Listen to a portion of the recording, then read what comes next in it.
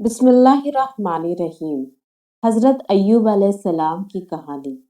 حضرت ایوب علیہ السلام کی ماں حضرت لوط علیہ السلام کی بیٹی تھی اور ان کی بیوی حضرت یوسف کی پوتی تھی۔ ان کا نام رحمت تھا۔ حضرت ایوب علیہ السلام بہت خوشحال اور بہت دولت مند تھے۔ ان کے 7 بیٹے اور 7 بیٹیاں تھیں۔ 3000 اونٹ تھے، ہزاروں بکریاں تھیں، 500 غلام تھے جن کے بال بچے الگ۔ اس طرح ان کے محل میں کافی بھیڑ بھاڑ چہل پہل رہتی تھی۔ اس کے باوجود یہ ہمیشہ اللہ کا شکر ادا کرنے میں لگے رہتے۔ تاریخ لکھنے والے کہتے ہیں کہ اگلے زمانے میں شیطان آسمان پر جا کر فرشتوں سے بات کرتا تھا، اللہ سے 50 قسم کی درخواست کیا کرتا تھا، کبھی اس کی کوئی بات قبول بھی ہو جاتی تھی۔ جب حضرت ایوب علیہ السلام کو پیغمبری کا درجہ مل گیا اور اپنی عبادت اور صدقات خیرات میں بہت آگے بڑھ گئے، شیطان کو ان کے یہاں کسی طرح گھس پیٹ کرنے کا نہ کوئی موقع ملتا نہ اس کی گنجائش ہوتی۔ یہ بات دیکھ کر شیطان من ہی من کوڑا کرتا اور ان کا سخت دشمن ہو گیا۔ ایک بار اسے غیب سے آواز آئی کہ اے ملعون ایوب، جو صبر و شکر والا بندہ ہے اس پر تیری کوئی چال اثر نہ کرے گی۔ شیطان نے عرض کی، اے خدا، تو نے تو اسے دولت، خوشحالی اور طاقت دے رکھی ہے، اس کی آنکھیں اس کی اولاد کے دیدار سے روشن ہیں، جب سبھی کچھ اس کے پاس ہے تو وہ شکر کیوں نہ بجا لائے گا؟ اگر تو یہ نعمتیں ان سے لے لے تو وہ کبھی تجھ کو یاد بھی نہ کرے اور تمہاری بندگی سے بیزار ہو جائے۔ ارشاد ہوا، اے ابلیس، تیرا یہ خیال غلط ہے، یہ میرا مخلص بندہ ہے۔ شیطان نے کہا، اگر مجھے اس کے مال اور اولاد پر تسلط دے دے تب معلوم ہو کہ اس کی بندگی کیا ہے اور کیسی ہوتی ہے، اور یہ بھی معلوم ہو کہ وہ کتنی شکر گزاری میں رہتا ہے۔ حکم ہوا، جو ایوب کے مال اور اولاد پر میں نے تجھے تسلط دیا، ابلیس کی خوشی کا کوئی ٹھکانہ نہ رہا۔ اس نے اپنی پوری امت کو جمع کیا اور صورتحال بتائی۔ پھر کیا تھا، کچھ شیطانوں نے اس کے حکم سے حضرت ایوب علیہ السلام کی بکریوں اور مویشیوں کو پانی میں ڈبا دیا۔ شیطان گوالے کے روپ میں حضرت ایوب علیہ السلام کے پاس آئے اور بکریوں اور مویشیوں کے ڈوب جانے کا واقعہ سنایا۔ حضرت ایوب علیہ السلام نے فرمایا کہ شکر ہے اس خدا کا جس نے اپنی مہربانیوں سے یہ سب کچھ دیا تھا اور پھر واپس لے لیا۔ شیطان مایوس واپس گیا، اپنے لوگوں سے بولا، ایوب علیہ السلام کی کھیتی کھلیان میں آگ لگا دو۔ چنانچہ انہوں نے آگ لگا دی۔ ابلیس اس بار وکیل کی شکل میں حضرت ایوب علیہ السلام کے پاس آیا اور بولا، تم تو یہاں نماز میں لگے ہوئے ہو اور تمہارے کھیت کھلیان کے سامان جل کر راکھ ہو گئے ہیں، باغوں کے ہرے بھرے پیڑ سوکھ گئے ہیں۔ حضرت ایوب علیہ السلام نے پھر وہی جواب دیا اور پہلے ہی کی طرح دل کی یکسوئی کے ساتھ اللہ کی عبادت میں لگے رہے۔ شیطان پھر مایوس و نامراد ہوا۔ اسی طرح یہ سلسلہ برابر چلتا رہا اور برابر شیطان کسی نہ کسی تباہی کا ذکر کر کے حضرت ایوب علیہ السلام کا دل خدا کی عبادت سے ہٹانا چاہتا تھا، لیکن ہر بار حضرت ایوب علیہ السلام اسے وہی جواب دیتے اور وہ اسی طرح مایوس و نامراد واپس چلا جاتا۔ اس بار ابلیس نے حضرت ایوب علیہ السلام کا محل ہی گرا دیا۔ بیٹے اس گھر کے گرنے سے دب گئے۔ پھر اس نے حضرت ایوب کو اس دردناک حادثے کی خبر دی۔ اس وقت بھی حضرت ایوب نے صبر کا دامن ہاتھ سے نہ چھوڑا، اسی طرح شکر ادا کیا جس طرح اطمینان سے پہلے کیا کرتے تھے۔ پھر اس ملعون ابلیس نے اللہ کے دربار میں عرض کیا کہ اے اللہ، ایوب جانتا ہے اس کو مال اور اولاد کے بدلے اس کے صبر کی وجہ سے تو اسے دوگنا عنایت کرے گا، اس لیے اسے کوئی پریشانی نہیں ہوتی۔ اگر تو مجھ کو اس کے جسم پر تسلط دے دے تبھی اندازہ ہو سکے گا کہ وہ کتنا شکر گزار بندہ ہے۔ اللہ تعالیٰ نے فرمایا کہ جا، میں نے تجھ کو اس کے بدن پر سوائے زبان، دل اور کانوں کے مسلط کیا۔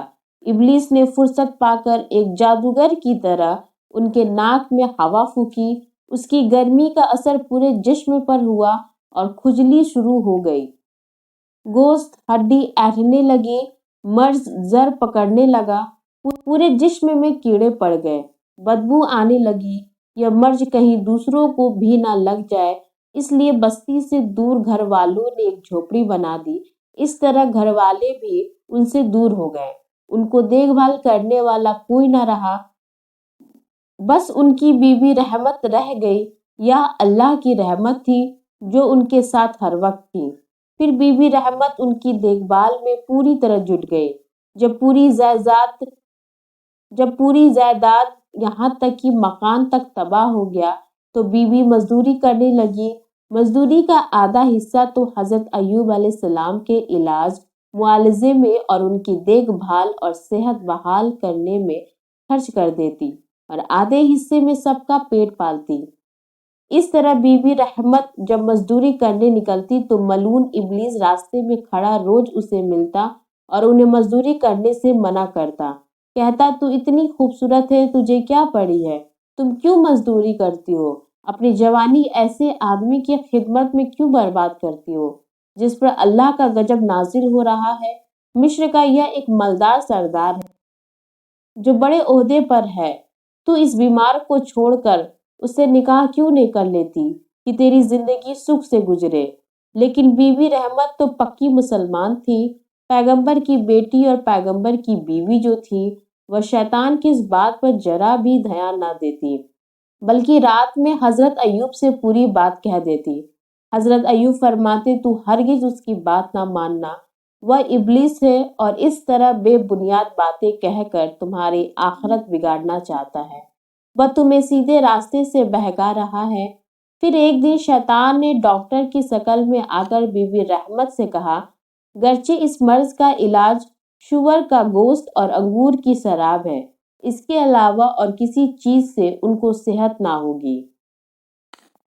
बीबी रहमत ने मजदूरी मिलने पर हजरत अय्यूब अलैहिस्सलाम की सेहत बहाल करने के लिए यह दोनों चीजें हासिल की और हजरत अय्यूब अलैहिस्सलाम की खिदमत में अर्ज किया कि यह दवा डॉक्टर ने बताई है।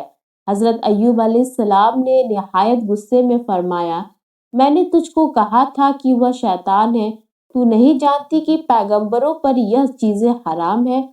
अगर मैं अच्छा हो जाऊंगा तो 100 लकड़ियां इसकी सजा में तुझको मारूंगा। बीबी रहमत इस तरह की बातों से बददिल होने की बजाय लगातार उनकी सेवा करती रही और दिन व रात उनकी देखभाल में लगी रही। हजरत अय्यूब भी इस मुसीबत से पूरे सब्र और बर्दाश्त के साथ अल्लाह की रहमत का इंतजार करते रहे। उन्होंने इस हाल में भी उसकी इबादत और जिक्र में कभी गफलत ना की। आसमान के फरिश्ते और धरती पर रहने वाले इंसान हजरत अय्यूब अलैहिस्सलाम के सब्र पर हैरान रह जाते थे।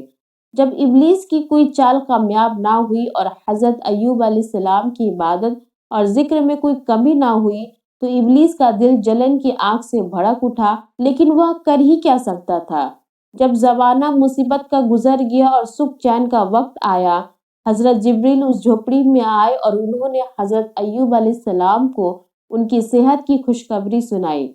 उनका हाथ पकड़ा, उस जगह से उठाया, फरमाया, अपना पांव सीधा जमीन पर मारो। पांव मारते ही गर्म पानी का एक चश्मा उबल पड़ा और फिर हजरत जिब्रील के इशारे पर उन्होंने उसमें गुस्ल किया। गुस्ल करते ही जिस्म का पूरा रोग दूर हो गया। फिर हजरत जिब्रील के कहने से बायां पांव जमीन पर मारा, एक ठंडे पानी का चश्मा बहने लगा। इसमें से आबे हयात यानी जीवन का रस पिया, अंदर की तमाम तकलीफें दूर हो गई। हजरत जिब्रील हजरत अय्यूब अलैहिस्सलाम के साथ बैठे थे कि बीवी रहमत मजदूरी करके वापस हुई और 2 आदमियों को सही व तंदुरुस्त देखकर हैरत से पूछी कि यहाँ मेरे बीमार शौहर थे, वह कहाँ गए।